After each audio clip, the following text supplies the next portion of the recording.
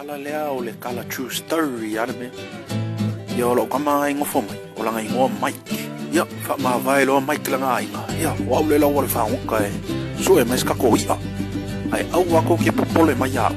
E wame ako e sala au mai lo malankolua. I love you Mike. Ai kali ya koe loa ma Mike. Si ai kai kongo e wave ase umako e sau. Ia, alu alu ar whaonga ka maaloa ia palo ma wheka kili au Mike lari kei mingi. Ola e alu ale whaonga ko inga ko ale ke ako inga. Ia o Mike foi.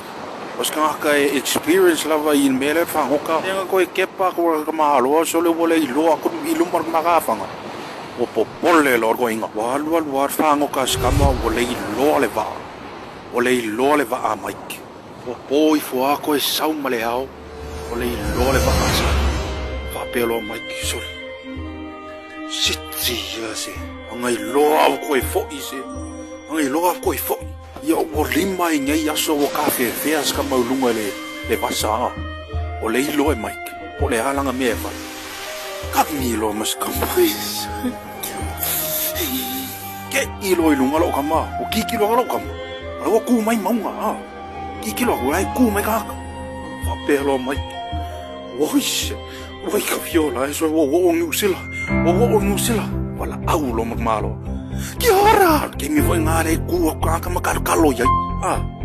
Koi wala au lo ma mai ke ka kare ku mai. Ki ora ke na chai kai. Ai kali ya ku makar kale ku. A que hora la ufa o le fio so e la shit.